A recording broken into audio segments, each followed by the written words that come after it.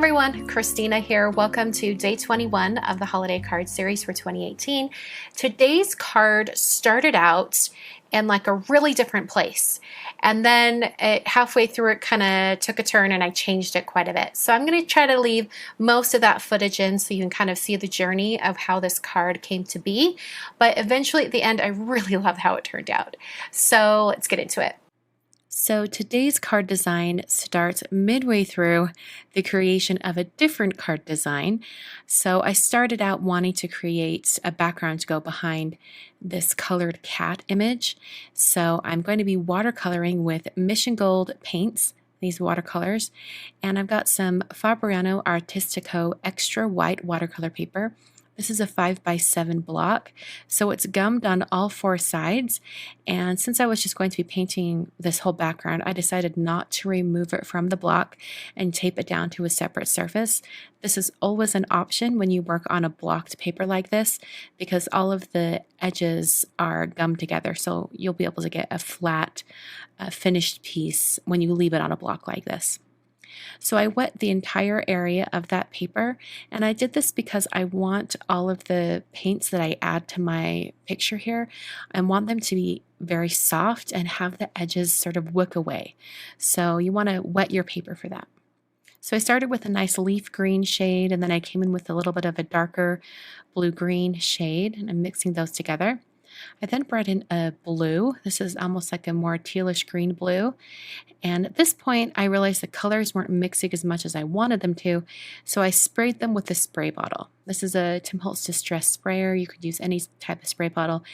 And I liked how it got all the colors mixing in the center, but it did overspray and add a little bit of that green spray beyond the color area. And I wasn't such a big fan of that because I wanted the area behind the cat image to just have a really organic, soft shape, and I didn't really want those splatters. So at this point, I was starting to doubt myself with this particular design. And I even brought in that cat stamp, and I wanted to make sure, like, okay, do I like it? Do I not like it? I was kind of like, the colors look like they might be a little bit off. I'm not sure yet, but I feel like it needed something. So I brought in a stencil from Honeybee. This is a set of 4 stencils. It's the polka dot backgrounds. And this stencil set is totally up my alley. I love these. You guys know I love polka dots and I love polka dot stencils. So there's 4 different sizes of polka dots. And I decided to go with the second to largest. Or actually, no, I went down with the second smallest. And I taped that down to my watercolor paper. And then I brought in a Versamark ink pad and smushed that down right over the stencil. This is going to add that ink into all those dot areas. I then removed the stencil and sprinkled on some embossing powder. I'm using some antique gold embossing powder from Simon Says Stamp, and I just have a coffee filter to catch all of that embossing powder as I work. So I sprinkled that on over the entire area. And then I bent the paper so that I could funnel it back into that, into the coffee filter. And at this point, I realized that I wanted a little more organic edges to the embossing. So I came in with a dry brush and just started kind of brushing away really randomly. I wanted it to have a really rough edge. I didn't want those circles to be absolutely perfect. So then I brought in my heat tool and heat set this until all of that metallic embossing powder was melted.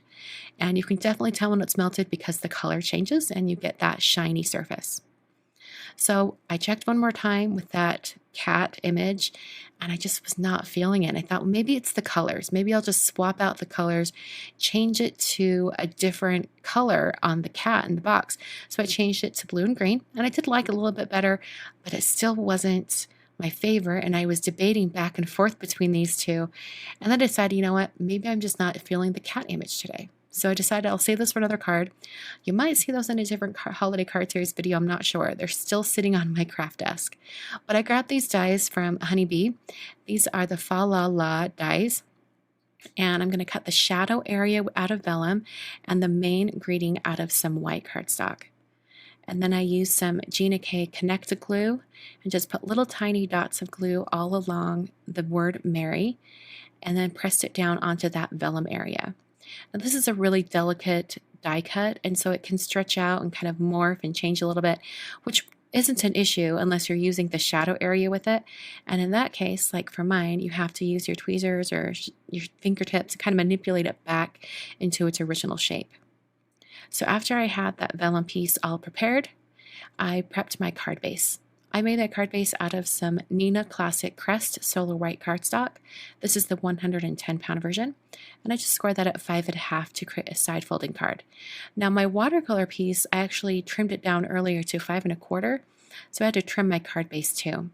And now I'm taking some Basil Peanut Fudge cardstock, and I'm going to be stamping a sentiment from the Mama Elephant Holiday Messages stamp set. I'm putting it down near the bottom, and then I'll prep that area with an anti-static powder tool before I stamp. I'm going to be using that same gold embossing powder, so I'm going to stamp in Versamark ink, and then I can apply the embossing powder over the top. So I'm going to sprinkle that embossing powder on and tap the cardstock really well to get any excess off, and then heat set that with my heat tool. And then use my paper trimmer to trim that down to a very narrow strip. And then it was time to assemble my card. So I put some foam tape behind the watercolor piece and put it directly onto that card front, a little bit more near the bottom. And then I took a narrow strip of foam tape from Darice and applied that to the back of my greeting strip. And then for the actual big greeting, I cut the foamed strips down to itty bitty narrow squares, and I just added a couple of these onto that die cut word just so that it would stand up from the surface of the card just a little bit.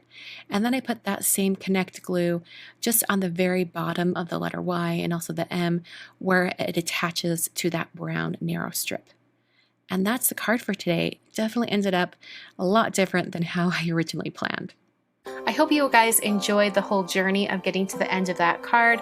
I love how it turned out in the end, and I think it was worth kind of salvaging what I'd already created to create something new. So before you go, please let me know if you love this video by giving it a big thumbs up and share it with a friend if you'd like to. You can subscribe and hit that notification bell as well. On screen right now, I've got 2 more videos for you to check out. These are the day 21 videos for the years 2017 and 2016. And if you want to see the day 21 video from years past in the holiday card series, I'll have those listed down below as well. Thanks so much for watching, and I'll catch you guys on Friday. Yes, the day after Thanksgiving for us here in the United States. I will be back on Friday with day 22. Thanks so much for watching, and I'll see you guys then.